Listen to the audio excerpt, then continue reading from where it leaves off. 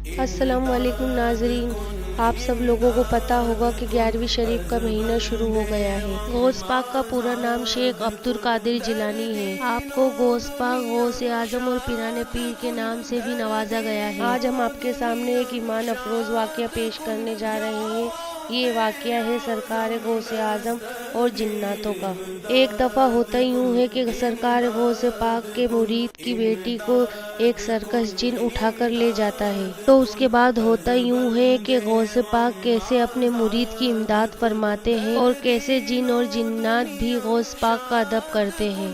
यहाँ तक कि जिन्नातों के बादशाह भी आपका नाम सुनकर सर झुका दिया करते हैं। हमारी आपसे गुजारिश है कि इस वाक़ियों को समझने के लिए इस वीडियो को पूरी देखें। जैसा कि आप जानते हैं कि सरकार गौस आजम का दबदबा और रोब सारी मखलूक पर है, जिसमें इंसान और जिन्नात और सारी मखलूक शामिल है। सरकार गौस आजम अपने खानगाह में बैठे हुए थे, तभी आपका मुरीद आपके पास दौड़ा हुआ आया और उसने अर्ज किया कि मेरे पीर में बर्बाद हो गया हूँ। सरकार गौस आजम ने फरमाया, बताओ बात क्या है, तुम्हारे ऊपर कौन सी मुसीबतों का पहाड़ टूट पड़ा है।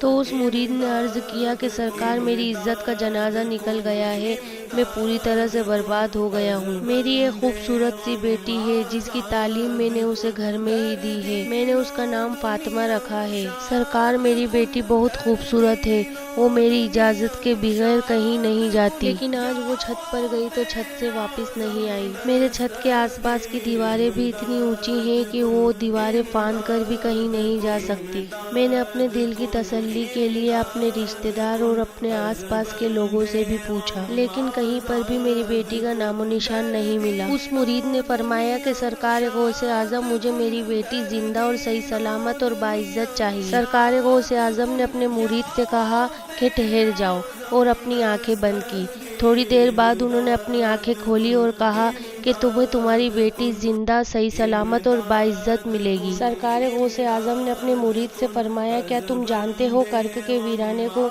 मुरीद ने फरमाया, सरकार, वो तो बहुत भयानक जंगल है जिसमें ख्वाब में भी जाने से डर लगता है। सरकार गौस आजम ने फरमाया कि तुम जाओ कर्क के वीराने में, वहाँ 3 किले हैं। पहला किला छोड़ देना, फिर दूसरा किला भी छोड़ देना और तीसरे किले की चोटी पर जाकर वहाँ बैठ जाओ। वहाँ जाकर अपनी उंगली पर मेरा नाम पढ़कर फूंक लेना और उस उंगली से अपने चारों तरफ एक लकीर खींच लेना। वहाँ से थोड़ी देर बाद जिन्नातों का काफिला निकलना शुरू हो जाएगा। वहाँ जिन्नात दहाड़ते हुए, चिल्लाते हुए तुम्हारे ऊपर हमला करने की कोशिश करेंगे, लेकिन कोई भी जिन्नात मेरे नाम की खींची हुई लकीर को पार नहीं करेगा। जब ये सब जिन्नातों के काफिले निकल जाएंगे तो आखिरी में शहंशाह जिन्नात की सवारी निकलेगी। वो जिन्नात इतना बड़ा ताकतवर रहेगा कि वो बड़े बड़े पहाड़ों को उठा सकता है। वो ये सब काम तो कर सकता है, लेकिन वो भी मेरे नाम की खींची हुई लकीर को पार नहीं कर सकता। फिर वो जिन्नातों का बादशाह आपसे पूछेगा कि आप कौन हो, तो आप उन्हें बता देना कि मैं गौस पाक का मुरीद हूँ और मुझे मेरी बेटी जिंदा, सही सलामत, बाइज्जत और आज ही चाहिए। अगर मेरी बेटी को कुछ हुआ तो मेरे पीर के कहर से पूरे कौम जिन्नात को कोई नहीं बचा सकेगा। गौस पाक ने जैसा अपनी मुरीद को बताया था, मुरीद ने बिल्कुल वैसा ही किया। वहाँ से जिन्नातों का काफिला निकलना शुरू हो जाता है। बहुत बुरी शक्ल के जिन्नात, खतरनाक जिन्नात वहाँ से चिल्लाते हुए गुजरते हैं और बहुत से जिन्नात गौस पाक के मुरीद पर हमला करने की कोशिश करते हैं, लेकिन लकीर खींची होने की वजह से वो लकीर पार नहीं कर सकते। सारे जिन्नातों का काफिला निकल जाता है। आखिरी में आती है शहंशाह जिन्नात की सवारी सारे लश्कर और शान व शौकत के साथ। जब उस जिन्नात ने देखा कि वहाँ पर एक इंसान बैठा हुआ है तो उसने सारी कुव्वत के साथ उस पर हमला करने की कोशिश की और वो सरकार गौस आजम की नाम की लकीर से टकरा कर गिर जाता है और घुटनों के बल बैठ जाता है। उस जिन्नात ने पूछा, आखिर बात क्या है? तो हुजूर गौस आजम के मुरीद ने उस जिन्नात को अपना पूरा मुकदमा सुनाया। उस मुरीद ने कहा कि जिन्नात के बादशाह, मैं हुजूर गौस आजम का मुरीद हूँ। मुरीद ने कहा, मेरी बेटी छत पर गई थी कपड़े सुखाने के लिए और वहाँ से वापस नहीं आई। कोई जिन्नात उसे उठाकर ले गए हैं। मुझे मेरी बेटी चाहिए और जिंदा चाहिए, सही सलामत चाहिए।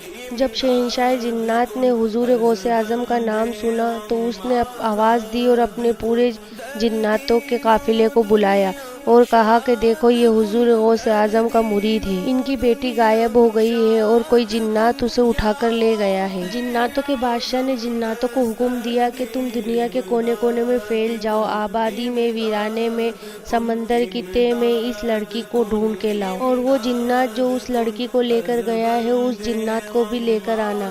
پورے فوج جنات اس لڑکی کو ڈھونڈنے میں لگ جاتی ہے۔ پھر شہنشاہ جنات کہنے لگے کہ آ کر یہ مت کہنا کہ ہمیں لڑکی نہیں ملی، کیونکہ غوث اعظم کو کبھی معلوم نہ ہوتا کہ جناتوں کے پاس ان کی بیٹی ہے تو وہ کبھی اپنے مرید کو میرے پاس نہیں بھیجتے۔ ساری قوم جنات دنیا کے کونے کونے میں اس لڑکی کو ڈھونڈنے لگتی ہے، سمندر کی تہہ میں، پہاڑوں میں، ویرانے میں، آبادی میں، سب دور۔ بڑی مشکل سے وہ لڑکی اور وہ جنات مل جاتے ہیں۔ پھر جناتوں کا قافلہ انہیں شہنشاہ جنات کے پاس لے کر آتے ہیں۔ جناتوں کے شہنشاہ نے اس جنات سے کہا تجھے ڈر نہیں لگا غوث پاک کے مرید کی بیٹی کو لے جاتے ہوئے؟ شہنشاہ جنات سے جنات نے کہا حضور مجھے ڈر تو لگا تھا، میری اتنی ہمت تو نہیں تھی، لیکن میں ہوا میں آسمان میں اڑتا ہوا جا رہا تھا اور یہ لڑکی اپنے ناز و انداز میں اس طرح کھڑی تھی کہ اس کا چہرہ کھلا اور بال بکھرے ہوئے تھے، اور یہ اپنے ناز و انداز میں بے فکر کھڑی تھی اور یہ بے حد خوبصورت ہے۔ شہنشاہ جنات نے کہا کہ اے نادان، تو نے پوری جنات قوم کو خطرے میں ڈال دیا۔ غوث پاک اگر جلال میں آ جاتے تو پوری قوم جنات کو دنیا کے کسی کونے میں جگہ نہیں ملتی۔ شہنشاہ جنات اتنا کہہ کر کھڑے ہوئے اور جناتوں کے جلاد کو بلایا اور کہا کہ اس جنات کا سر قلم کر دو جو غوث پاک کے مرید کی بیٹی کو اٹھا کر لے گیا تھا، اور اس لڑکی کو غوث پاک کے مرید کے حوالے کر دو۔ اور جناتوں کے شہنشاہ نے کہا کہ یہ لو تمہاری بیٹی اب تمہیں مل گئی ہے زندہ اور صحیح سلامت، اب غوث پاک کو میرا سلام پیش کرنا۔ اتنا کہہ کر شہنشاہ جنات جانے لگے تو حضور غوث پاک کے مرید نے شہنشاہ جنات کو آواز دی اور کہا تم لوگ بھی حضور غوث اعظم کو مانتے ہو؟ اتنا سننا تھا کہ شہنشاہوں کے جنات نے کہا کہ حضور غوث اعظم جیسے انسانوں کے شیخ ہیں، انسانوں کے حاکم ہیں، ویسے جناتوں کے بھی حاکم ہیں، جناتوں کے بھی پیر ہیں۔ شیخ کی نگاہ جلال جب اٹھ جاتی ہے تو قوم جنات میں زلزلہ آ جاتا ہے۔ تو ناظرین آپ نے دیکھا کہ ہمارے گھر کی بہن بیٹیاں بچے آسمان کے نیچے بے وقت نکلتے ہیں تو جانے کتنے منچلے جنات اور بہت سی خفیہ مخلوق ہماری بہن بیٹی اور بچوں کو دیکھ کر ان پر عاشق ہو جاتے ہیں، اور نتیجہ کیا ہوتا ہے آپ مزاروں پر جا کے دیکھیے کس قدر کھیلتی کودتی اور حاضری لگاتی ہوئی نظر آتی ہیں۔ اس لیے پیارے آقا نے فرمایا ہے کہ اپنی بہن بیٹیوں اور بچوں کو بے وقت تنہائی میں آسمان کے نیچے نہ جانے دیں۔ یہ شریعت مصطفیٰ کے قانون ہیں، ان پر عمل کیجیے۔ گھر میں رہیں تب بھی پردے کا احترام کریں اور گھر سے باہر جائیں تب بھی پردے کا احترام کریں۔ ہم امید کرتے ہیں کہ آپ کو ہماری یہ ویڈیو ضرور پسند آئی ہوگی، تو ہمارے چینل آؤ دین سمجھے کو سبسکرائب کریں، لائک کمنٹ ضرور کریے گا۔ ملتے ہیں نئی ویڈیو کے ساتھ، اللہ حافظ۔